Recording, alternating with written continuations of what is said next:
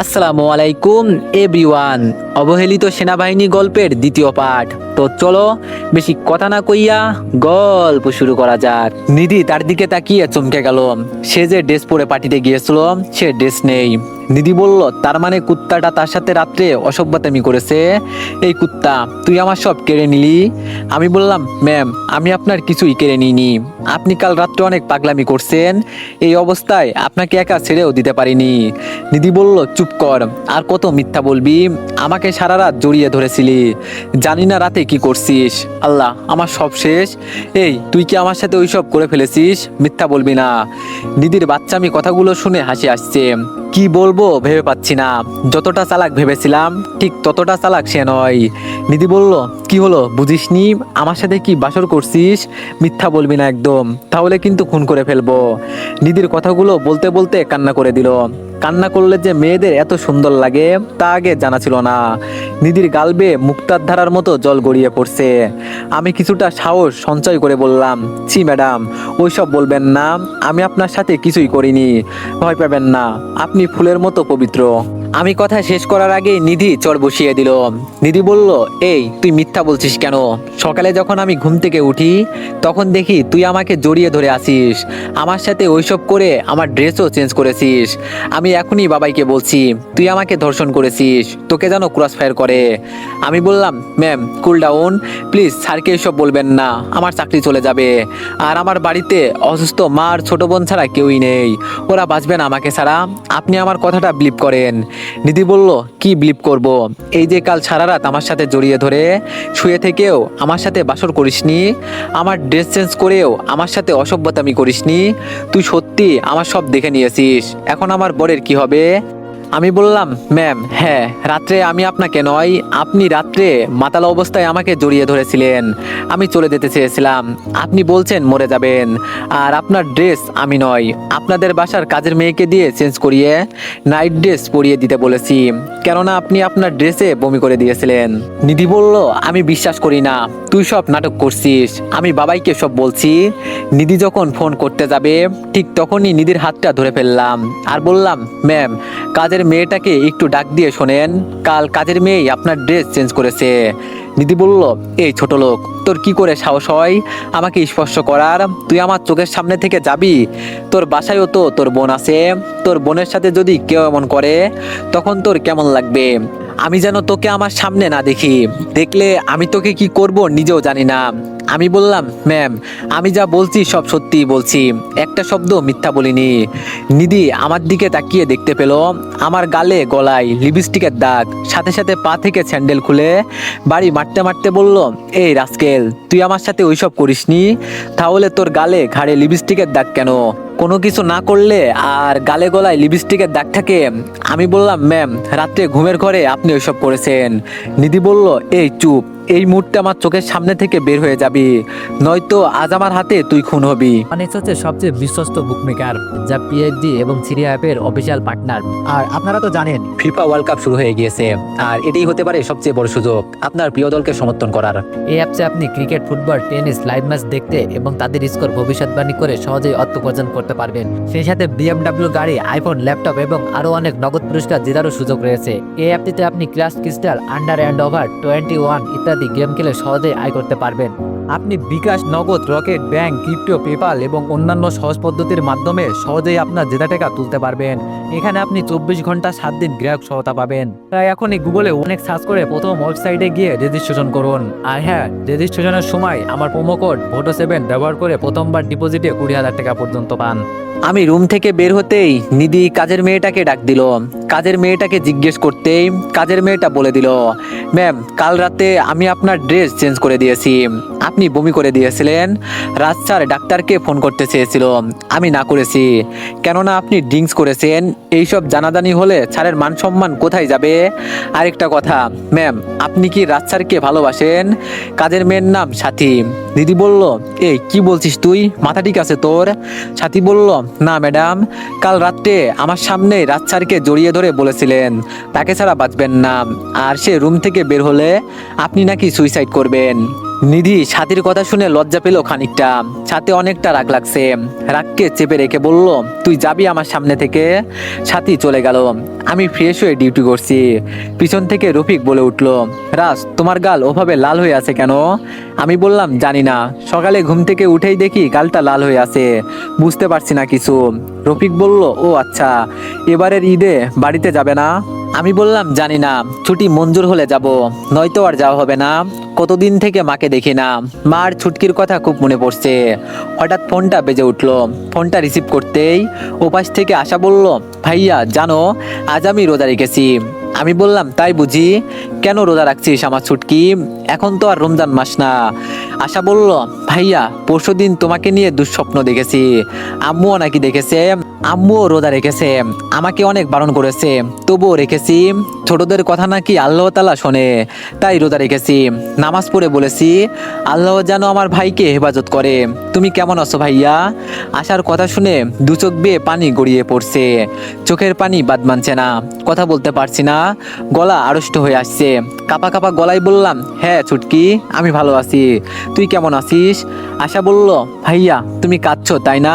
কান্না করো না, তুমি কাঁদলে আমারও কান্না পাই। আচ্ছা ভাইয়া, ওখানে সময় মতো খেতে দেয় তো? জানো ভাইয়া, এখন খেতে বসলে তোমার জন্য প্লেটের এক কোনায় খাবার রেখে দিই, মা বকে তবুও। আমি বললাম, ছুটকি, খেতে দেয়, চিন্তা করিস না। বল এবারের ঈদে তোর জন্য কি নিয়ে আসবো? আশা বলল, ভাইয়া রোজার ঈদে তো তুমি আসোনি, এবারের ঈদে আমার কিছুই লাগবে না, তুমি এসো তাহলেই হবে। কতদিন তোমাকে দেখি না। জানো আজ আমাদের স্কুলে রেজাল্ট দিয়েছে, আমি প্রথম হয়েছি। আমি বললাম, আলহামদুলিল্লাহ। দেখতে হবে না তুই কার বোন? আচ্ছা মাকে দে। মায়ের সাথে কিছুক্ষণ কথা বলে ফোনটা রেখে দিলাম। ফোনটা রেখে দিতেই মনে মনে ভাবছি, দেশ রক্ষা কত বড় মহৎ পেশা, কত ত্যাগ তিতিক্ষা করতে হয়। একজন শিক্ষক প্রতিদিন তার মা বাবার মুখ দেখতে পারে, আর সৈনিকেরা দিন শুরু হয় সকাল 8টায়, শেষ হয় রাত 10টায়। দেশের জন্য নিজের প্রাণটা সবসময় তৈরি রাখতে হয়। আশার কথাগুলো কানে বাজছে, কতদিন থেকে ওর হাতে খাই না। এইদিকে নিধি মনে মনে ভাবছে, সত্যি কি আমি কাল রাতে অমন করছি? রাজকে জড়িয়ে ধরেছিলাম না, ওর মতো ছোট লোক কেনা। তিশাকে ফোন দি, দেখি তিশা কি বলে। নিধি তিশার নাম্বারে ফোন দিতেই তিশা ফোন রিসিভ করে বলল, কি ব্যাপার, মাথা ঠিক হয়েছে? নিধি বলল, কেন, আমার মাথার কি হবে আবার তিশা? তিশা বলল, কাল রাতে ড্রিঙ্কস তো কম করিসনি, মাতলামি তো করার কথাই, এবার বল কেমন আছিস? নিধি বলল, ভালো। শোন না, যে কারণে ফোন দিয়েছি, আজ রাতে কি হয়েছে জানিস? সকালে ঘুম থেকে উঠে দেখি রাত ছোট লোকটা আমাকে জড়িয়ে ধরে আছে, আর আমি যে ড্রেস পরে পার্টিতে গিয়েছিলাম সেই ড্রেস গায়ে নেই। তিশা বলল, কি বলছিস? তাহলে রাজ কি সত্যি তোর ফুলের মধু পান করলো? আচ্ছা বেবি হলে কি নাম রাখবি? আমি খালামণি হব, কি মজা হবে তাই না রে? নিধি বলল, চুপ কুত্তি, তুই মজা নিচ্ছিস, আমি ফান করছি না। শোন না, আমি ওই ছোট লোকটাকে জুতা দিয়ে পিটাইছি, কত বড় সাহস আমাকে জড়িয়ে ধরে শুয়ে থাকে। যখন দেখছি তার গালে ঘাড়ে গলায় লিপস্টিকের দাগ, তখন আর বুঝতে বাকি রইল না ও আমার সাথে ওইসব করেছে। তিশা বলল, সত্যি নাকি? আচ্ছা কিস কি ও করেছে না তুই? ও করলে গলায় কেন থাকবে? ও তো আর লিপস্টিক পরে না, আমার মনে হয় তুই করেছিস দোষ। আচ্ছা কিস করলে কেমন অনুভূতি হয় রে? নিধি বলল, চুপ, তুই আমার বান্ধবী কিনা সন্দেহ হয়, তোকে ফোন করাই ভুল। এই বলে নিধি ফোনটা কেটে দিয়ে শাওয়ার নিতে চলে গেল। শাওয়ারের নিচে বসে নিধি কাঁদতে লাগলো, রাগে নিজের চুল ছিঁড়তে ইচ্ছা করছে তার। সে একটা ছোট লোককে কিস করেছে, নিজের কাছে নিজেরই ঘৃণা লাগছে। নিধি শাওয়ার শেষ করে টাওয়াল পেঁচিয়ে বের হয়। আজ তার নিজেকে নিজের কাছে অপবিত্র লাগছে, কিছুই ভালো লাগছে না। তাই ফেসবুকে ঢুকেই দেখে মেঘরুদ্দুর আইডি থেকে গল্প পোস্ট করেছে। গল্পটা পড়তে পড়তে নিধির মন ভালো হয়ে যায়। পরের দিন নিধির বাবা বাসায় আসতেই নিধি তার বাবাকে জড়িয়ে ধরে কান্না করে দেয়। সিনহা বলল, কি হলো মা, কাঁদছিস কেন, কি হয়েছে? নিধি আরো জোরে কাঁদতে লাগলো। সিনহা সাহেব নিধির মাথায় হাত বুলাতে বুলাতে বলল, মারে এভাবে কাঁদলে হবে? কি হয়েছে আমাকে বলবি তো, না বললে বুঝবো কিভাবে? নিধি মনে মনে ভাবছে সে রাজের কথা বলে দিবে, বাট কি যেন মনে করে ভাবলো, না থাক, আমি এর প্রতিশোধ নিব, বাবাকে বলবো না। তাই চোখের পানি মুছে নিধি বলল, বাবাই আমাকে রেখে কোথাও যাবে না, তুমি না থাকলে আমার ভয় করে, আমার কিছুই ভালো লাগে না, আর তোমার সাথে কথা নাই, তুমি পচা, আমাকে রেখে চলে যাও। সিনহা বলল, আচ্ছা মা, কান ধরছি, মন খারাপ করে না, এখন থেকে যা বলবে তাই শুনবো। আর আমরা সামনে ঈদে সুইজারল্যান্ড যাচ্ছি, তোমার রহিম চাচার পরিবারও আমাদের সাথে যাবে। নিধি বলল, ও রিয়েলি বাবা, ইউ আর এ গ্রেট বাবা। বাবা, তিশাও যাবে তো আমাদের সাথে? সিনহা বলল, হ্যাঁ যাবে। আর শোনো মা, 3 দিন পর থেকে তোমাদের এইচএসসি এক্সাম। আমি চাই আমার মাটা কলেজের সেরা রেজাল্ট করুক। নিধি বলল, ইনশাল্লাহ বাবাই, তুমি শুধু দোয়া করিও, দেখবে আমি সফল হবই। এইদিকে নিধির এইচএসসি পরীক্ষা শুরু হয়ে গেল। প্রতিটা পরীক্ষায় নিধিকে আনা দেওয়ার দায়িত্ব আমার ওপরই স্যার অর্পণ করলো। পরীক্ষার এতগুলো দিনে নিধি আমার সাথে একটা কথাও বলেনি। মাঝে মাঝে তিশার সাথে কথা হতো, প্রায় রাতেই তিশা ফোন করে এটা সেটা বলতো। দেখতে দেখতে পরীক্ষা শেষ হয়ে গেল। মাসখানেক পর আমাদের কমান্ডার নিয়োগের পরীক্ষা অনুষ্ঠিত হলো। পরীক্ষায় অ্যাটেন্ড করলাম। একদিন সিনহা স্যার ডেকে নিয়ে বলল, আমি বললাম, জি স্যার ভালো, আল্লাহ চাইলে খুব ভালো একটা রেজাল্ট হবে, দোয়া করবেন। সিনহা বলল, হ্যাঁ অবশ্যই। শোনো রাজ, আগামী 1 মার্চে নৌবিমান ও সেনাবাহিনীর মাঝে কয়েকটা প্রতিযোগিতা হবে। আমি চাই তুমি নিজেকে তৈরি করো। আমি বললাম, জি স্যার। বলে দরজার দিকে তাকাতেই খানিকটা অবাক হলাম। নিধি দরজায় দাঁড়িয়ে আছে, মনে হচ্ছে কোথাও বের হবে। কালো পাড়ের নীল তাঁতের শাড়ি পরেছে সে, আর চোখে কাজল, কপালের ঠিক মাঝখানটায় বৃত্তকার টিপ, একদম মশপুরির মতো লাগছে। আমি স্যারের রুম থেকে যখনই বের হব তখন স্যার বলল, রাজ, নিধিকে একটু তিশার বাসায় নামিয়ে দিয়ে আসো তো। স্যারের কথা শুনে নিধি অগ্নিদৃষ্টিতে তাকালো, মনে হচ্ছে তার চোখের আগুনে আমাকে পুড়িয়ে ফেলবে। আমি মাথা নিচু করে দাঁড়িয়ে আছি। নিধি গিয়ে গাড়িতে উঠলো। গাড়ি চলছে আপন গতিতে। নিধি গাড়িতে বসে ফেসবুক অন করতেই দেখতে পেলো সে আইডি থেকে পোস্ট করা হয়েছে।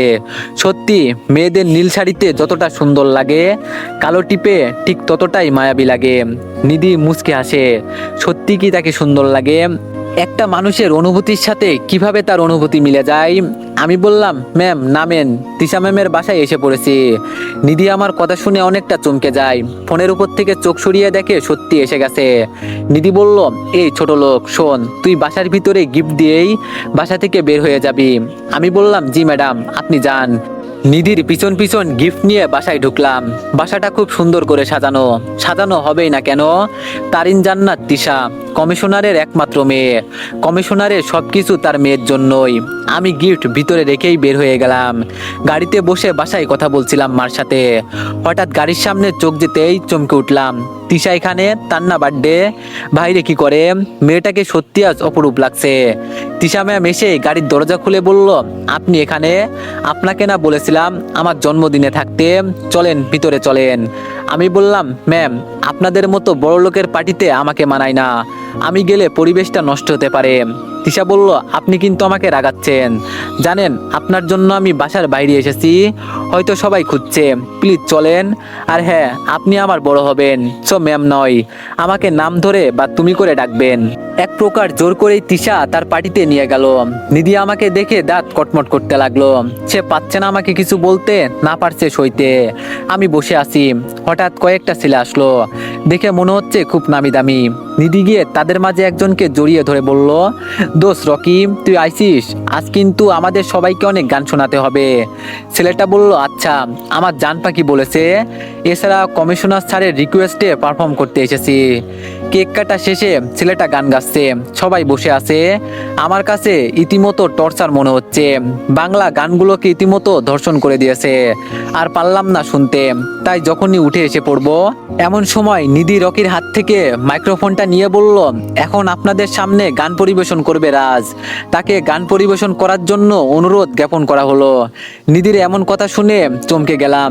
কি করব বুঝতে পারছি না। নিধির দিকে তাকিয়ে বুঝতে পারলাম সে খুব খুশি। সে এমন একটা সুযোগের অপেক্ষায় ছিল। তিশা বলল, এই নিধি, তুই এটা কি করলি? রাজ কি কোনোদিন গান গিয়েছে? অযথা মানুষটাকে লজ্জা দেওয়ার কি আছে? তুই না করে দে। নিধি বলল, আমি জানি সে পারে না। ওর কত বড় সাহস আমার সাথে ফাজলামি করা। আজ সবার সামনে লজ্জিত হবে। তুই কোনো কথা বলিস না, শুধু দেখে যা। হিরো আলমের কণ্ঠে গান। আমি গিটারটা রকির হাত থেকে নিয়ে বাজাবো, ঠিক মতো বাজাতে পারছি না। তখন একটা ছেলে বলল, ব্রো, আপনি স্টেজ থেকে নামেন, গিটার ধরতে পারেন না, আবার গান গাইতে গিয়েছেন। ছেলেটার কথা শুনে সবাই হু হু করে হেসে দিল। নিজের কাছে লজ্জা লাগছে, হাসির রোল পড়ে যাচ্ছে। নিধি আরো বেশি হাসছে। তিশা দৌড়ে আমার কাছে এসে বলল, রাজ চলো এখান থেকে। আমি মৃদু হেসে গিটারটা ঠিকভাবে ধরে রবীন্দ্রনাথের সেই ফাগুনের গানটার সুর ধরতেই সবাই নিস্তব্ধ হয়ে গেল। আমি গাইতে লাগলাম প্রিয় গানটি। গান শেষ হতেই সবাই করতালিতে মুখরিত হয়ে গেল পরিবেশ। তিশা দৌড়ে এসে জড়াই ধরে বলল, আনবিলিভেবল, আমি বিশ্বাস করতে পারছি না তুমি এত সুন্দর গান করো, ধারণার বাইরে। সত্যি তোমার গানটা আমার বার্থডে পার্টির সেরা গিফট ছিল। আমার আর তিশার দিকে সবাই হাঁ করে তাকিয়ে আছে। বুঝতে পারলাম তিশা জড়িয়ে ধরাতে অনেকে অবাক হয়ে গিয়েছে। নিধির দিকে তাকিয়ে দেখি তার মুখটা মেঘলা আকাশের মতো কালো মেঘ ছেয়ে গিয়েছে। যে কোনো সময় বজ্রপাত হতে পারে। তিশাকে ছাড়িয়ে দিয়ে যখন বের হব তখন কয়েকটা মেয়ে এসে আমার চারিদিকে দাঁড়ালো। দেখে মনে হলো সবাই উচ্চ বংশের। একটা মেয়ে বলল, সত্যি আমি মুগ্ধ হয়ে গেছি। যতটা সুন্দর গিটার বাজিয়েছেন ঠিক ততটা সুন্দর করে গান গিয়েছেন। প্লিজ আপনার ফেসবুক অ্যাকাউন্ট বা ফোন নাম্বার পেতে পারি? আমি পিছনে তাকিয়ে দেখি নিধি ম্যাম দাঁড়িয়ে আছে। আমি মুচকে হাসি দিয়ে বললাম, সরি আপু, আমি ফেসবুক ইউজ করি না, আর অফিসের ফোন সব কাজে ইউজ করে। কথাটা বলে বের হয়ে গেলাম। মেয়েটা আমার কথা শুনে করুণ দৃষ্টিতে তাকালো। বাইরে গাড়িতে বসে আছি। খানিকক্ষণ পর নিধি এসে গাড়িতে বসেই বলল, এত দাম দেখালি কেন আমার বান্ধবীদের সাথে? তোর মতো গায়ক বাজারের অলিগলিতে পড়ে থাকে, ছোট লোক একটা। জানিস তারা কত বড় লোক? আমি বললাম, ম্যাম, বড় লোকদের সাথে কথা না বলাই ভালো। আমরা তো মধ্যবিত্ত, আমাদের কাছে সম্মানটাই সব। তাছাড়া আপনার বড়লোক বান্ধবীদের সাথে সখ্যতা করার কোনো ইচ্ছাই আমার নেই। সেজন্য ছোট্ট একটা মিথ্যা বলেছি। এছাড়া ফেসবুক ব্যবহার করা আমার পছন্দ নয়। আর একটা কথা ম্যাম, আল্লাহ যাকে সম্মানিত করে তাকে পৃথিবীর কেউ লজ্জা দিতে পারে না। নিধি বলল, ও আচ্ছা তাই নাকি? তোর আবার কিসের সম্মান যে একটা মেয়ের সরলতার সুযোগ নিয়ে সব দেখে নেয়? যার কাছে একটা মেয়ের সম্মান নিরাপদ নয় তার আবার কিসের সম্মান? ছোট লোক, গাড়ি চালা, লেট হলে খবর আছে। দিদিকে বাসায় নামিয়ে দিয়ে ফ্রেশ হয়ে শুয়ে পড়বো। এমন সময় ফোনটা বেজে উঠলো। প্রথমবার ধরলাম না, পরে আবার রিং হতেই ফোনটা ধরলাম। ফোন ধরতেই ওপাশ থেকে বলে উঠলো, কেমন আছেন? আমি বললাম, জি আলহামদুলিল্লাহ। আপনি কে? আপনাকে তো চিনলাম না। আমি আপনার খুব কাছের কেউ, যতটা কাছে পৃথিবী আর চাঁদের অবস্থান। এখন আপনার আকাশের চাঁদটা খুঁজে নেন। আমি বললাম, আপনি কে বলবেন, নয়তো ফোনটা রেখে দিব। এই যে ওয়েট, প্লিজ ফোনটা রাখবেন না। আমি তিশা, নিধির ফ্রেন্ড। বাব্বা, এত রাগ, আরও পরিচয় দিতে হবে? আমি বললাম, ও আচ্ছা আপু আপনি, তা এত রাতে কি মনে করে? তিশা বলল, এই আপনি আমাকে আপু ডাকলেন কেন? আপনি সত্যি অনেক পচা। আমি আপনার কত ছোট জানেন? শোনেন, আমাকে তিশা নামে ডাকবেন কেমন? আমি বললাম, আচ্ছা আপু, আপনি কমিশনার স্যারের মেয়ে, আপনাকে নাম ধরে ডাকলে কেমন দেখা যায়? তিশা বলল, আবারও আপু? আর হ্যাঁ, আমার সবচেয়ে বড় পরিচয়, আমি মানুষ আর আপনিও মানুষ। আমি তো আর কমিশনার না, আমার বাবা কমিশনার। আমি আমার বাবার পরিচয়ে নয়, নিজের পরিচয়ে বড় হতে চাই। আমি বললাম, আচ্ছা এখন রাখি, ঘুমান আপনি। আর হ্যাঁ, আপনাকে নীল শাড়িতে অনেক সুন্দর লাগে। তিশা বলল, সত্যি কি সুন্দর লাগে? তবুও তো কারণ নজরে পড়তে পারলাম না। আচ্ছা বাদ দেন, আপনাকে কি বলে যে ধন্যবাদ দিব সে ভাষা খুঁজে পাচ্ছি না।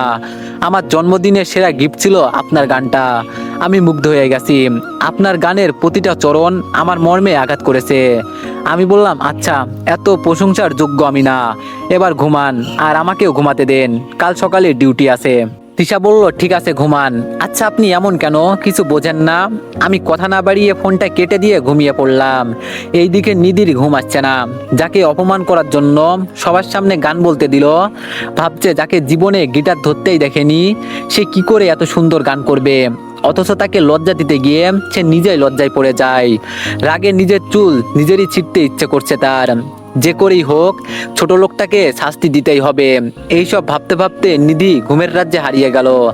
নিধি দেখতে পেল সুদর্শন একটা যুবক হাতে গিটার নিয়ে গান গাইছে। তার মনে হচ্ছে ছেলেটাকে সে আগেও কোথাও দেখেছে, ঠিক মনে করতে পারছে না। বাট গানের কথাগুলো তার হৃদয়ে দোলা দিয়ে যাচ্ছে। মনে হচ্ছে গানের কথাগুলো সে আগেও শুনেছে, ঠিক মনে পড়ছে না। হঠাৎ মনে হলো এই গানটা সে আগেও পড়েছে। ফেসবুকে মেঘরোদ্দুর আইডিতে গানটা পোস্ট করা হয়েছে।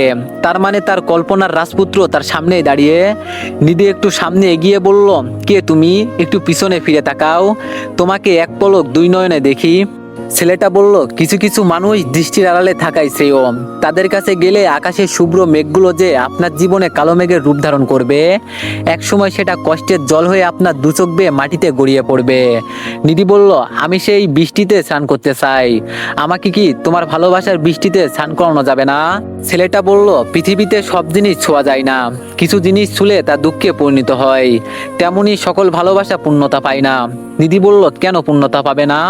আমি যে না দেখেই তোমাকে ভালোবেসে ফেলেছি, যার ছবি নিজের হৃদয়ের ছোট্ট ঘরটাতে এঁকেছি।